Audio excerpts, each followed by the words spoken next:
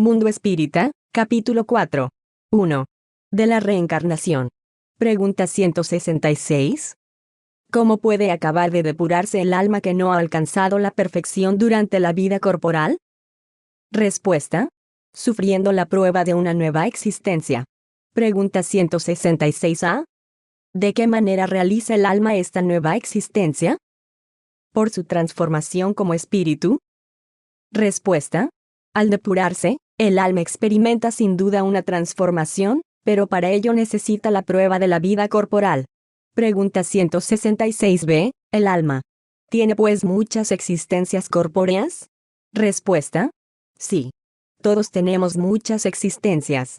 Los que afirmen lo contrario quieren manteneros en la ignorancia en que ellos mismos están. Ese es su deseo. Pregunta 166c. De este principio parece resultar que el alma, tras haber dejado un cuerpo, toma otro. Dicho de otra manera, reencarna en un nuevo cuerpo. ¿Así hay que entenderlo? Respuesta. Evidentemente. Pregunta 167. ¿Cuál es el objetivo de la reencarnación? Respuesta. Expiación, mejoramiento progresivo de la humanidad. Sin esto, ¿dónde estaría la justicia? Pregunta 168. ¿El número de las existencias corporales es limitado, o el espíritu reencarna perpetuamente? Respuesta. Con cada nueva existencia el espíritu da un paso más por la senda del progreso. Cuando se ha despojado de todas sus impurezas ya no tiene necesidad de las pruebas de la vida corporal. Pregunta 169. ¿El número de encarnaciones es el mismo para todos los espíritus? Respuesta. No. El que adelanta con rapidez se ahorra pruebas. No obstante, esas encarnaciones sucesivas son siempre muy numerosas, por cuanto el progreso es casi infinito. Pregunta 170. ¿En qué se convierte el espíritu después de su última encarnación? Respuesta. Espíritu bienaventurado, espíritu puro. 2. Justicia de la reencarnación. Pregunta 171. ¿En qué se funda el dogma de la reencarnación? Respuesta. En la justicia de Dios y en la revelación, porque sin cesar os lo repetimos. Un buen padre deja siempre a sus hijos una puerta abierta para el arrepentimiento. ¿No te dice la razón que sería injusto privar para siempre de la dicha eterna a todos aquellos de quienes no ha dependido mejorar? ¿Acaso todos los hombres no son hijos de Dios? Solo entre los humanos egoístas se encuentra la iniquidad, el odio implacable y los castigos sin perdón. Comentario de Allan Kardec. Todos los espíritus tienden a la perfección y Dios les provee los medios de obtenerla mediante las pruebas de la vida corporal. Pero en su justicia, les reserva que cumplan en nuevas existencias lo que no pudieron hacer o perfeccionar en una primera prueba. ¿No estaría de acuerdo con la equidad y la bondad de Dios castigar para siempre a aquellos que han podido encontrar obstáculos para su mejoramiento, independientemente de su voluntad y en el medio mismo donde se hallaban ubicados? Si la suerte del hombre después de su muerte estuviera irremediablemente fijada, Dios no habría pesado las acciones de todos con la misma balanza y no los hubiera tratado con imparcialidad.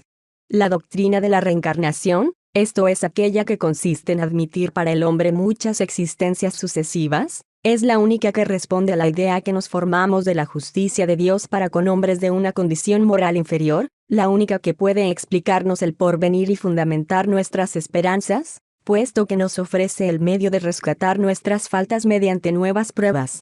La razón nos lo indica y los espíritus así lo enseñan. El hombre que tiene conciencia de su inferioridad encuentra en la doctrina de la reencarnación una esperanza consoladora. Si cree en la justicia de Dios no puede esperar que será por siempre diferente de aquellos que han obrado mejor que él. El pensamiento de que esa inferioridad no lo deshereda para siempre del bien supremo, y que podrá conquistarlo por medio de nuevos esfuerzos, lo sostiene y reanima su valor. ¿Quién, al término de su carrera, no lamenta haber adquirido demasiado tarde una experiencia que ya no puede aprovechar? Pero esa experiencia tardía no está perdida, pues la aprovechará en una nueva existencia. 3. Encarnación en los diferentes mundos. Pregunta 172. ¿Nuestras diversas existencias corporales se cumplen todas en la Tierra? Respuesta. No. No todas, sino en los distintos mundos. Las de la Tierra no son las primeras ni las últimas, y son de las más materiales y alejadas de la perfección. Pregunta 173. ¿En cada nueva existencia corpórea pasa el alma de un mundo a otro, o puede cumplir varias en un mismo globo? Respuesta. Puede encarnar muchas veces en un mismo globo, si no está lo bastante adelantada para pasar a un mundo superior. Pregunta 173a. Así pues, ¿podemos reaparecer varias veces en la Tierra? Respuesta. Ciertamente. Pregunta 173b. ¿Y después de haber vivido en otros mundos, podemos volver aquí? Respuesta. Seguro. Es posible que hayáis vivido ya en otras partes y también en la Tierra. Pregunta 174. ¿Reencarnar en la Tierra constituye una necesidad? Respuesta. No. Pero si no adelantáis podréis ir a otro mundo que no sea mejor que la Tierra, o que sea aún peor. Pregunta 175. ¿Existe una ventaja en volver a vivir aquí? Respuesta. Ninguna ventaja en particular, a menos de estar cumpliendo una misión. Entonces se adelanta, aquí como en otras partes. Pregunta 175a. ¿No seríamos más dichosos si permaneciéramos en el estado de espíritus? Respuesta. No. No. Se quedaría estacionario, y lo que se quiere es adelantar hacia Dios. Pregunta 17. Tras haber encarnado en otros mundos, ¿pueden los espíritus hacerlo en este, si no encarnaron nunca aquí? Respuesta. Sí. Como vosotros en los demás globos. Todos los mundos son solidarios. Lo que no se realiza en uno se cumple en otro. Pregunta 176a. De esta manera, ¿hay hombres que están en la Tierra por primera vez? Respuesta. Los hay, muchos y en diversos grados. Pregunta 176b. ¿Se puede reconocer por cualquier indicio cuando un espíritu está por vez primera reencarnado en la Tierra? Respuesta. Eso no tendría ninguna utilidad. Pregunta 177. Para llegar a la perfección y a la aventura suprema, ¿qué es la meta postrera de todos los hombres? ¿Debe el espíritu pasar por la serie de pruebas de todos los mundos que en el universo existen? Respuesta. No. Porque hay muchos mundos que están en el mismo grado y donde el espíritu no aprendería nada nuevo. Pregunta 177a. ¿Cómo explicar entonces la pluralidad de sus existencias en un mismo globo? Respuesta. Tal vez se encuentre en cada ocasión en situaciones muy diferentes, que son para él otras tantas oportunidades para adquirir experiencia. Pregunta 178.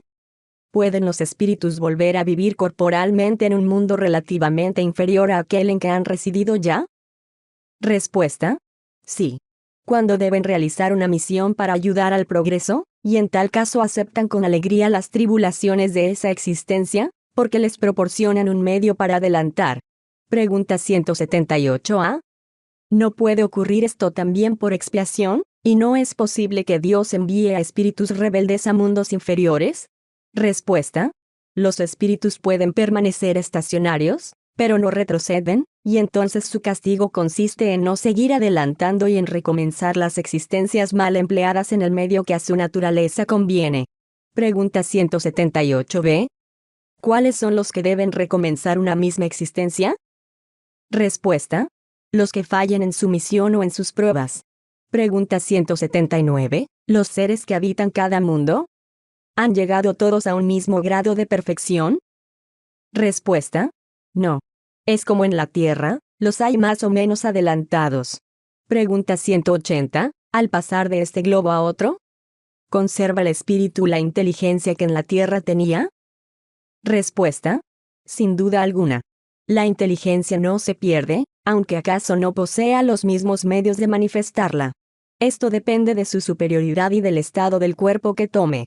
Pregunta 181. ¿Los seres que habitan los diferentes mundos tienen cuerpos similares a los nuestros? Respuesta. Desde luego, poseen cuerpos, puesto que es necesario que el espíritu esté revestido de materia para obrar sobre ella. Pero esa envoltura es más o menos material, según sea el grado de pureza que hayan llegado los espíritus, y es eso lo que constituye la diferencia entre los mundos que debemos recorrer. Porque hay muchas moradas en la casa de nuestro Padre y en consecuencia, muchos grados. Unos lo saben y tienen conciencia de ello en la Tierra, al paso que otros no están en modo alguno en las mismas condiciones. Pregunta 182. ¿Podemos conocer con exactitud el estado físico y moral de los diversos mundos? Respuesta. Nosotros los espíritus, no podemos responder sino conforme al grado en que vosotros os halláis.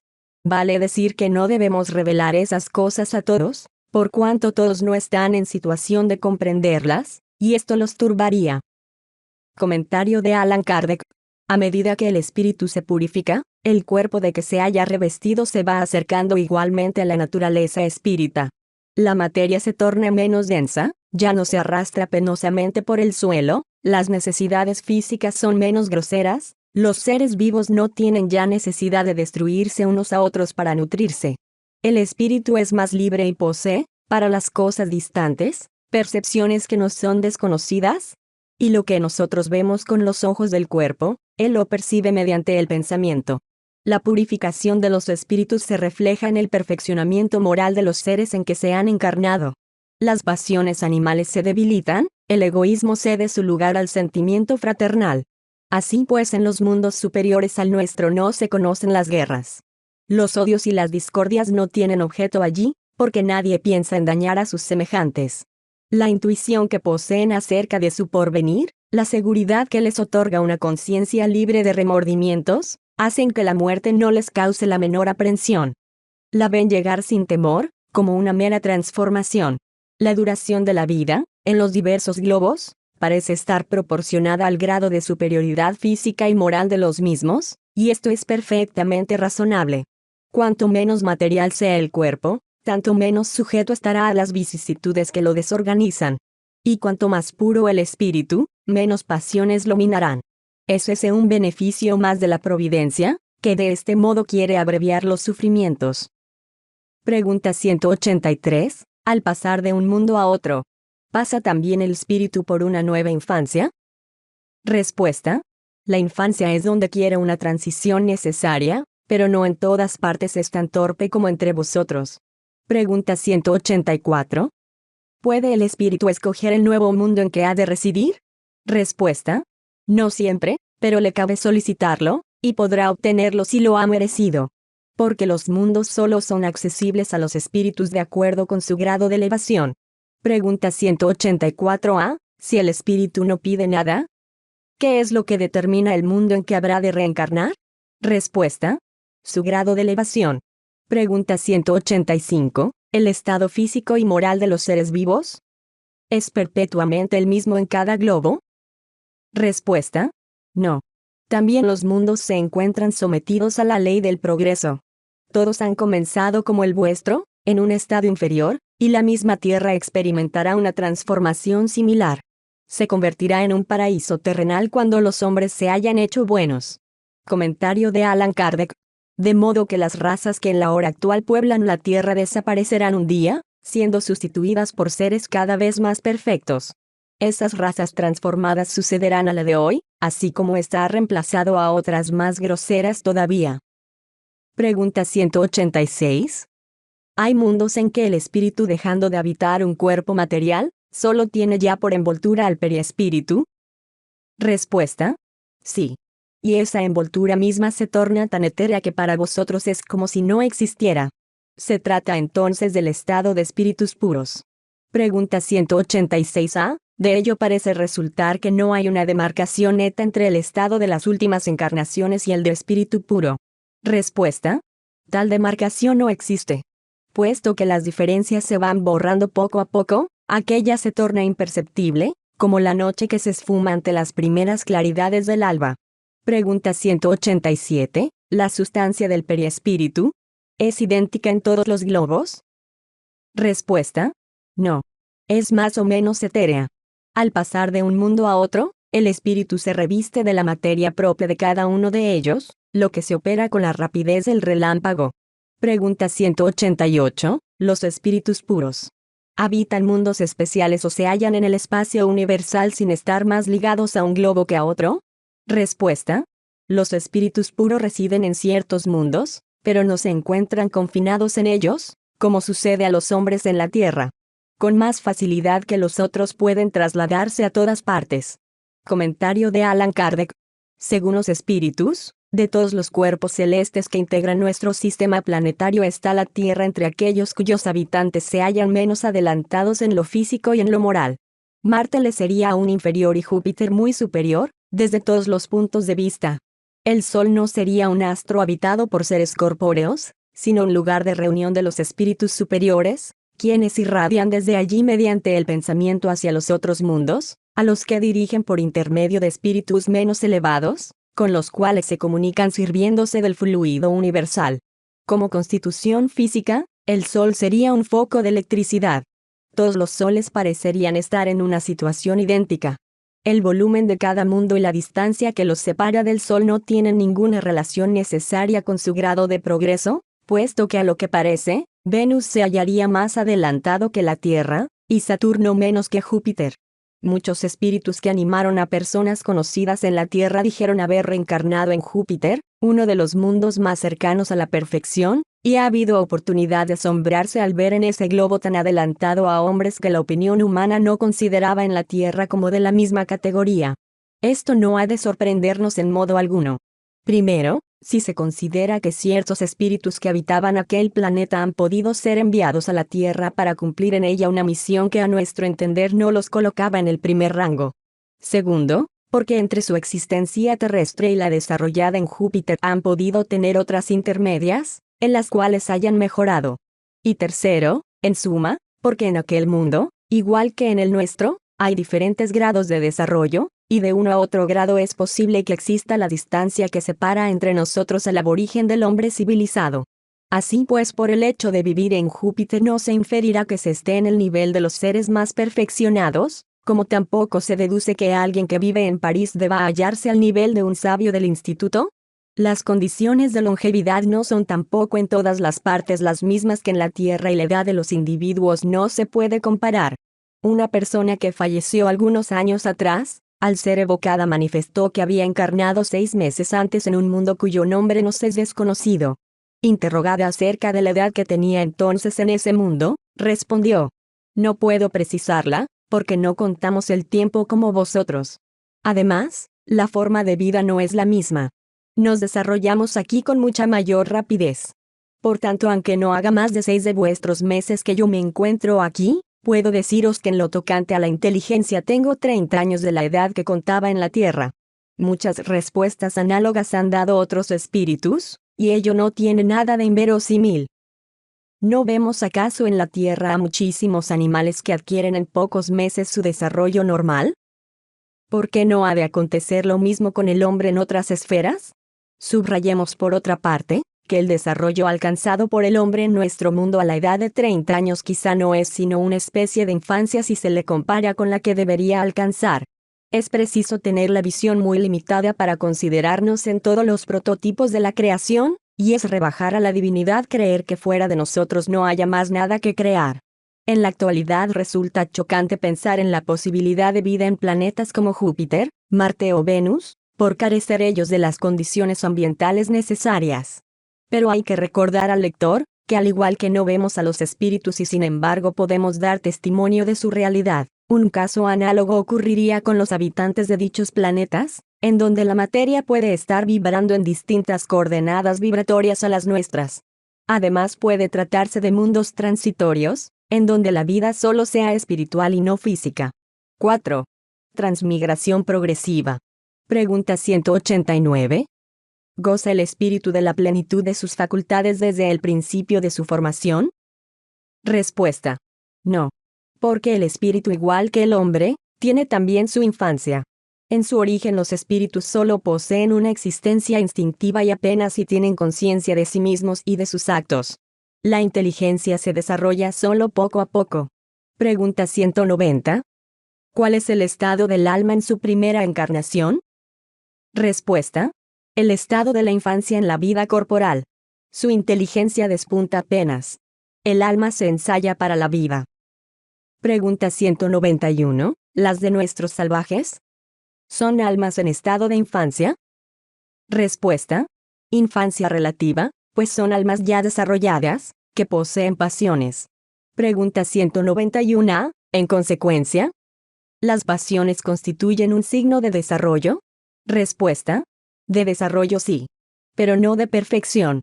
Son un indicio de actividad y de la conciencia del yo, en tanto que en el alma primitiva la inteligencia y la vida se hallan en estado de germen.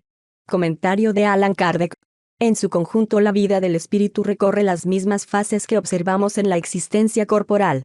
Pasa gradualmente del estado de embrión al de la infancia, para llegar tras una sucesión de períodos al estado de adulto, que es el de perfección, con la diferencia de que en la vida del espíritu, no hay declinación ni decrepitud, como en la vida corporal acontece.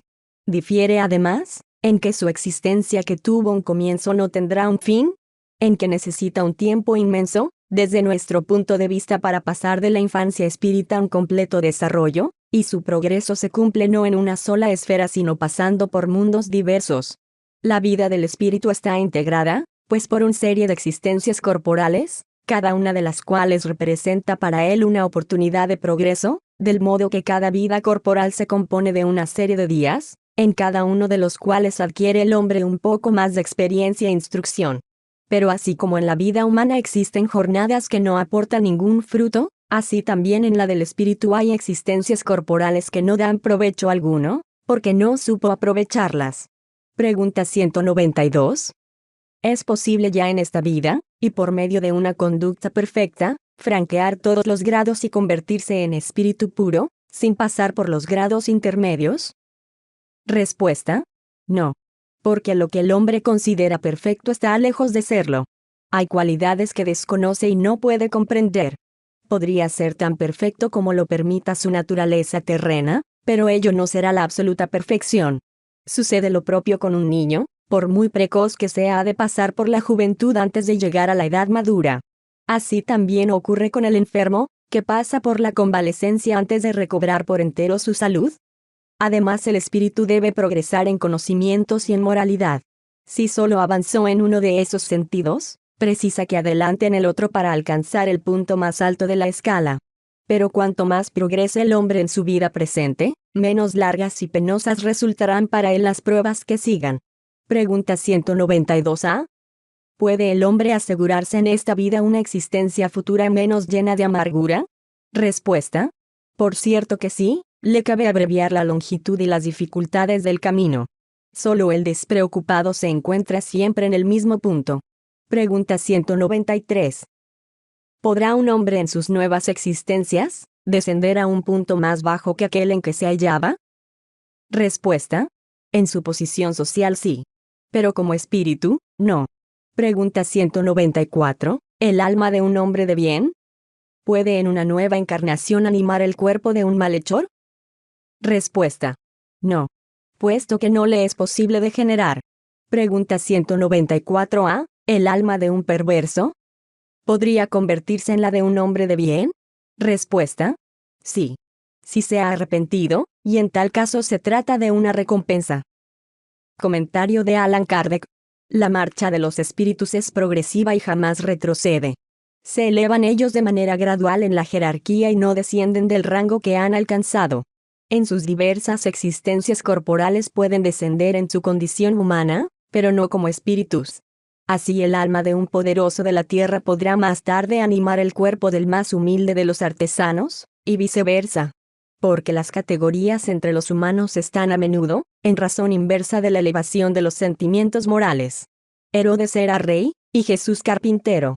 Pregunta 195. ¿La posibilidad de mejorar en otra existencia no puede inducir a ciertas personas a perseverar en un mal camino, por pensar que podrán siempre corregirse más tarde? Respuesta: el que así piense no cree en nada y la idea de un castigo eterno ya no le hace mella, porque su razón la rechaza, y tal idea lleva la incredulidad acerca de todo. Si solo se hubieran empleado medios racionales para conducir a los hombres, no existirían hoy tantos escépticos. Un espíritu imperfecto podrá pensar en su vida corporal como tú acabas de decirlo, pero una vez desprendido de la materia reflexionará de otra manera y pronto comprenderá que ha hecho mal sus cálculos, y es entonces que adquirirá un concepto distinto para aplicar en una nueva existencia. Así se lleva a cabo el progreso, y he aquí por qué tenéis en la tierra unos hombres más adelantados que otros. Unos tienen ya una experiencia que otros no poseen aún, pero que adquirirán poco a poco. De ellos depende acelerar su progreso o retardarlo indefinidamente. Comentario de Allan Kardec. El hombre que se halle en mala posición deseará cambiarla lo antes posible. El que esté persuadido de que las adversidades de esta vida son la consecuencia de sus imperfecciones, tratará de asegurarse una nueva existencia menos penosa. Y este pensamiento lo apartará más de la senda del mal que la idea del fuego eterno, en el cual no cree. Pregunta 196. Puesto que no pueden los espíritus mejorar si no es sufriendo las congojas de la existencia corpórea, se deduce de ello que la vida material sería una especie de tamiz o depuratorio por el que deben pasar los seres del mundo espírita para llegar a la perfección. Respuesta: sí. Eso es precisamente. Mediante tales pruebas mejoran evitando el mal y practicando el bien. Pero solo después de muchas encarnaciones o depuraciones sucesivas alcanzan en un tiempo más o menos prolongado, según hayan sido sus esfuerzos, la meta a la cual tienden. Pregunta 196a. ¿El cuerpo es el que influye sobre el espíritu para mejorarlo, o el espíritu el que influye sobre el cuerpo? Respuesta: tu espíritu lo es todo. Tu cuerpo constituye una vestidura que entra en putrefacción. He ahí todo. Comentario de Allan Kardec. Hallamos una comparación material de los diversos grados de depuración del alma en el zumo de la uva. Contiene este licor denominado espíritu o alcohol, pero debilitado por una cantidad de materias extrañas que alteran su esencia. Solo alcanza la absoluta pureza tras varias destilaciones, en cada una de las cuales se va despojando de alguna impureza. El cuerpo es el alambique en el que debe entrar para depurarse. Las materias extrañas son las que desecha el periespíritu al purificarse, conforme el espíritu se va acercando a la perfección. 5. Suerte de los niños después de la muerte. Pregunta 197. ¿El espíritu de un niño muerto a temprana edad está tan adelantado como el del adulto? Respuesta: a veces mucho más, porque puede haber vivido mucho y poseer mayor experiencia, sobre todo si ha progresado. Pregunta 197a. Así pues, ¿puede el espíritu de un niño estar más evolucionado que el de su padre? Respuesta: esto es muy frecuente. ¿No lo comprobáis vosotros mismos a menudo en la tierra? Pregunta 198. Puesto que el niño muerto a tierna edad no ha podido hacer el mal, ¿pertenece su espíritu a los grados superiores? Respuesta: si no ha hecho el mal, tampoco hizo el bien, y Dios no lo exime de las pruebas que ha de padecer. Si es puro no será porque era niño, sino porque se hallaba más adelantado. Pregunta 199a. ¿Por qué muchas veces se ve interrumpida la vida en la niñez? Respuesta: la duración de la vida del niño puede ser para el espíritu en él encarnado, el complemento de una existencia interrumpida antes del término debido, y su muerte es a menudo una prueba o una expiación para los padres. Pregunta 199a. ¿En qué se transforma el espíritu de un niño muerto a edad temprana? Respuesta: recomienza una nueva existencia. Comentario de Allan Kardec. Si el hombre tuviera una sola vida, y si después de ella su suerte futura estuviese fijada para la eternidad, ¿cuál sería el mérito de la mitad de la especie humana que muere a tierna edad, para disfrutar sin esfuerzos de la dicha eterna? ¿Y con qué derecho sería liberada de las condiciones con frecuencia tan duras impuestas a la otra mitad? Semejante orden de cosas no podría estar de acuerdo con la justicia de Dios. Por medio de la reencarnación se establece la igualdad para todos. El porvenir pertenece a todos sin excepción y no hay favor para nadie. Los que llegan últimos solo pueden atribuirlo a sí mismos. El hombre debe tener el mérito de sus acciones, así como le cabe la responsabilidad de ellas. Por otra parte, no es racional considerar a la infancia como un estado normal de inocencia. ¿No vemos niños dotados de los peores instintos en una edad en que la educación no ha podido todavía ejercer su influjo? ¿No conocemos otros que parecieran haber traído de nacimiento la astucia y la falsedad, la perfidia y el instinto mismo del robo y el crimen, no obstante los buenos ejemplos de que están rodeados? La ley civil les absuelve de sus delitos porque alega que han obrado sin discernimiento. Y tiene razón, pues en efecto actúan más por instinto que en forma deliberada. Pero, ¿de dónde pueden proceder esos instintos tan diversos en niños de una misma edad, educados en idénticas condiciones y sometidos a iguales influencias? ¿De dónde proviene esa precoz perversidad, si no es de la inferioridad del espíritu, puesto que la educación no ha intervenido para nada en ello? Los que son viciosos, Lo son porque sus espíritus han progresado menos y sufren entonces las consecuencias de esto, no por sus acciones de niño, sino por las de sus anteriores existencias, y de esta manera la ley es la misma para todos y la justicia de Dios a todos alcanza. 6. Sexo en los espíritus. Pregunta 200. ¿Tienen sexo los espíritus? Respuesta: no. En el sentido en que vosotros lo entendéis, por cuanto los sexos dependen del organismo. Hay entre ellos amor y simpatía, pero basados en la afinidad de sentimientos. Pregunta 201. ¿El espíritu que ha animado el cuerpo de un hombre puede en una nueva existencia animar el de una mujer, y viceversa? Respuesta: sí. Son los mismos espíritus los que animan a hombres y mujeres. Pregunta 202. ¿Cuándo se es espíritu? ¿Se prefiere encarnar en el cuerpo de un hombre o en el de una mujer? Respuesta: esto importa poco al espíritu. Depende de las pruebas por las que tenga que pasar. Comentario de Allan Kardec. Los espíritus encarnan en hombres o mujeres, pues no poseen sexo. Como deben progresar en todos sentidos, cada sexo, así como cada posición social, les ofrece pruebas y deberes particulares y la ocasión de cosechar experiencias. El que hubiera sido siempre hombre solo sabría lo que saben los hombres. 7. Parentesco, filiación. Pregunta 203. ¿Transmiten los padres a sus hijos una porción de su alma, o solo se limitan a darles la vida animal, a la cual otra alma brinda la vida moral? Respuesta: solo la vida animal, puesto que el alma es indivisible. Un padre torpe puede tener hijos talentosos, y a la inversa. Pregunta 204. Ya que hemos tenido muchas existencias, ¿se remonta el parentesco más allá de nuestra vida actual?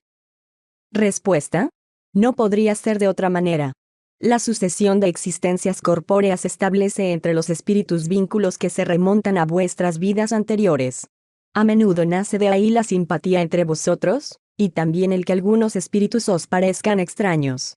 Pregunta 205. A los ojos de ciertas personas la doctrina de la reencarnación parece destruir los lazos de familia, al hacerlos remontarse más allá de su actual existencia. Respuesta: los amplía, no los destruye.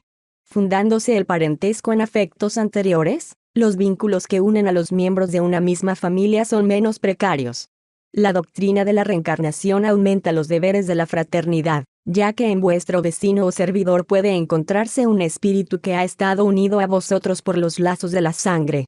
Pregunta 205a. Sin embargo, disminuye la importancia que algunos atribuyen a la filiación, puesto que se puede haber tenido por padre a un espíritu que haya pertenecido a otra raza, o que viviera en una situación completamente distinta. Respuesta: es cierto, pero esa importancia se basa en el orgullo. Lo que la mayoría honra en sus antepasados son los títulos, el rango, la fortuna. Uno que se ruborizaría por haber tenido como abuelo a un honrado zapatero, se jactaría en cambio si descendiera de un gentil hombre libertino. Pero, por más que digan o hagan, no impedirán que las cosas sean como son, porque Dios no ha fundamentado sobre la vanidad de ellos las leyes de la naturaleza. Pregunta 206. Del hecho de que no haya filiación entre los espíritus de los descendientes de una misma familia, ¿se podrá inferir que el culto de los antepasados sea una cosa ridícula?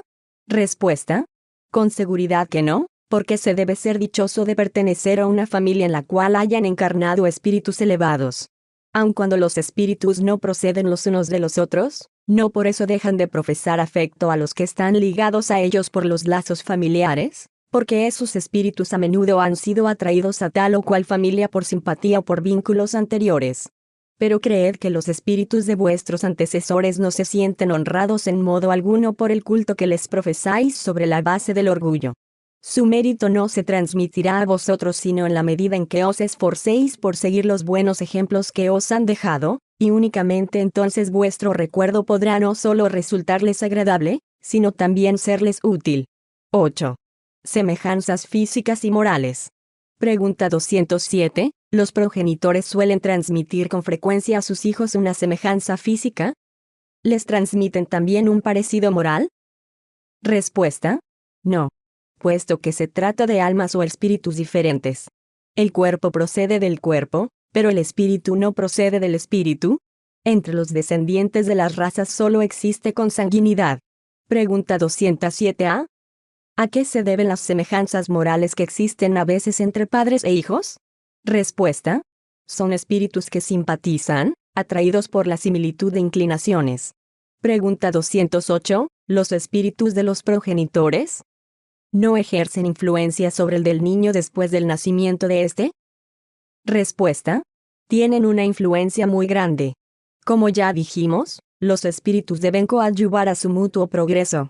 Pues bien, los de los padres tienen por misión desarrollar el de sus hijos mediante la educación. Para el espíritu del padre es esta una tarea.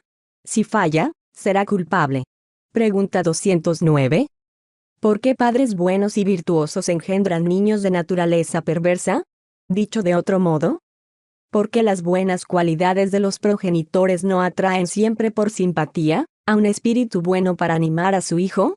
Respuesta. Un espíritu malo puede solicitar padres buenos, con la esperanza de que sus consejos lo encaminarán por una senda mejor, y a menudo Dios se los concede. Pregunta 210.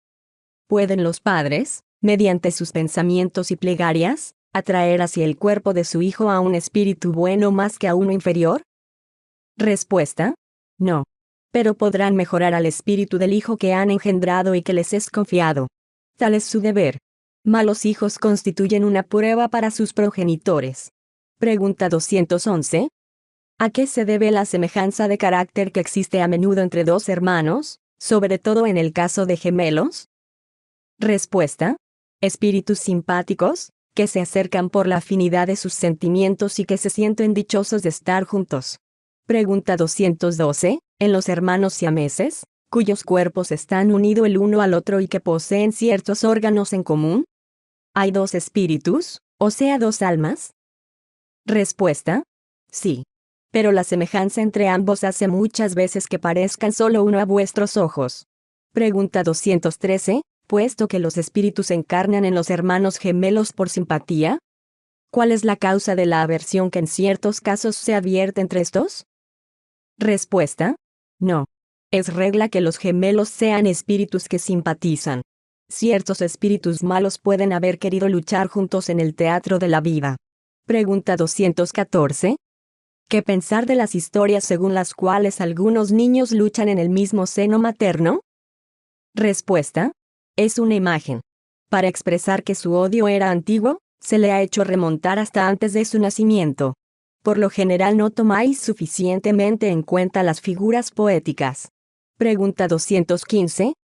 ¿A qué se debe el carácter distintivo que se observa en cada pueblo?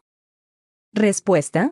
Los espíritus tienen también familias, formadas por la afinidad de sus inclinaciones, más o menos depuradas según sea su grado de elevación. Y bien un pueblo es una gran familia en la que se reúnen espíritus que simpatizan. La tendencia a unirse que tienen los miembros de esas familias da origen al parecido existente, que determina el carácter distintivo de los individuos de cada pueblo. ¿Crees por ventura que espíritus buenos y humanitarios buscarán para encarnar un pueblo duro y grosero? No. Los espíritus simpatizan con las masas así como con los individuos, mas siempre procurando su medio. Pregunta 216. ¿Conserva el hombre en sus nuevas existencias huellas del carácter moral de sus vidas anteriores? Respuesta. Sí. Puede suceder. Pero al mejorar, cambia. Su posición social podrá también no ser ya la misma. Si de amo como era se convierte en esclavo, sus inclinaciones serán completamente distintas y con trabajo le reconoceríais.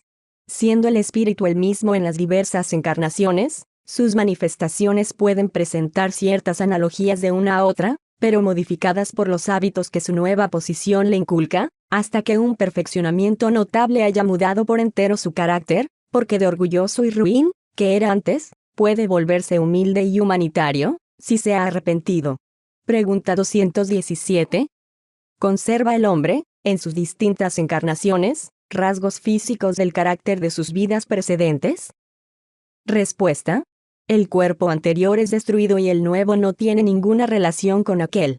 Sin embargo, el espíritu se refleja en el cuerpo.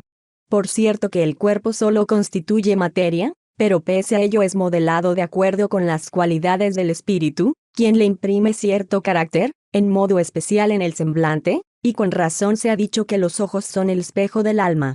Esto es que el rostro refleja con más particularidad al alma. Porque una persona excesivamente fea puede tener, sin embargo, algo que agrade cuando su cuerpo es la envoltura de un espíritu bondadoso, sabio y humanitario, mientras que hay rostros muy bellos que no te hacen sentir nada y por los cuales incluso experimentas repulsión. ¿Podrías creer que solo los cuerpos bien constituidos son la envoltura de los espíritus más perfectos, mientras que estás encontrando todos los días a hombres de bien bajo una apariencia exterior deforme? Sin tener un parecido pronunciado, la semejanza de gustos y tendencias puede pues dar lo que se llama aire de familia a algunos individuos. Comentario de Allan Kardec. Puesto que el cuerpo que reviste al alma en una nueva encarnación no tiene ninguna relación necesaria con el que ella ha dejado, ya que puede provenir de otro origen enteramente distinto, sería absurdo pensar en una sucesión de vidas de una semejanza que solo es fortuita. Sin embargo, las cualidades del espíritu modifican con frecuencia a sus órganos que sirven a sus manifestaciones, e imprimen al rostro, e inclusive al conjunto de los modales, un sello distintivo. Así pues, bajo la más humilde de las envolturas es posible encontrar la expresión de la grandeza y de la dignidad, al paso que bajo el hábito del gran señor se ve en ocasiones la de la bajeza e ignominia. Algunas personas surgidas de la posición más ínfima adoptan sin esfuerzo los hábitos y modales del mundo elegante. Pareciera como si volviesen a encontrar allí su elemento, mientras que otras, a despecho de su nacimiento y educación, se hallan siempre desubicadas en ese medio. ¿De qué modo explicar este hecho, si no es como un reflejo de lo que ha sido antes el espíritu? 9. Ideas innatas. Pregunta 218. ¿El espíritu encarnado conserva alguna huella de las percepciones que ha tenido y de los conocimientos que adquirió en sus vidas anteriores? Respuesta. Le queda un vago recuerdo, que le da lo que denominamos ideas innatas. Pregunta 218a. ¿De manera que la teoría de las ideas innatas no es una quimera? Respuesta. No. Los conocimientos adquiridos en cada existencia no se pierden. Una vez desprendido de la materia, el espíritu siempre los recuerda. En el transcurso de la encarnación podrá en parte olvidarlos en forma temporaria, pero la intuición que le queda de ellos coopera a su progreso. A no ser por esto debería recomenzar de continuo. En cada nueva existencia, el espíritu toma como punto de partida el alcanzado en su vida precedente. Pregunta 218b. Así pues, ¿ha de existir una gran conexión entre dos existencias sucesivas? Respuesta. No siempre tan grande como podrías creerlo, por cuanto las situaciones son a menudo muy diferentes, y en el intervalo ha podido el espíritu progresar. Pregunta 219. ¿Cuál es el origen de las facultades extraordinarias de algunos individuos que, sin haber hecho estudios previos, parecen tener la intuición de ciertos conocimientos, como los idiomas, el cálculo matemático, etc.? Respuesta. Recuerdo del pasado. Progreso anterior del alma, pero del cual el individuo mismo no tiene conciencia. ¿De dónde quieres que provengan? El cuerpo cambia, pero no el espíritu, aunque mude de vestimenta. Pregunta 220. Al cambiar de cuerpo, ¿se puede perder ciertas facultades intelectuales, por ejemplo, dejar de aficionarse a las artes? Respuesta. En efecto, si se ha manchado esa inteligencia o si se hizo mal uso de ella. Además, determinada facultad puede permanecer aletargada durante una existencia, porque el espíritu quiere ejercer otra que no tiene relación con aquella. Entonces queda en estado latente, para reaparecer más tarde. Pregunta 221. ¿A un recuerdo retrospectivo debe el hombre, aun en estado salvaje, el sentimiento instintivo de la existencia de Dios y el presentimiento de la vida futura? Respuesta. Se trata de un recuerdo que ha conservado de lo que sabía como espíritu antes de encarnar. Pero el orgullo sofoca a menudo ese sentimiento. Pregunta 221a. A ese mismo recuerdo se deben ciertas creencias relativas a la doctrina espírita, que en todos los pueblos encontramos. Respuesta. Esta doctrina es tan antigua como el mundo. De ahí que se la halle en todas partes, y esto constituye una prueba de que es verdadera.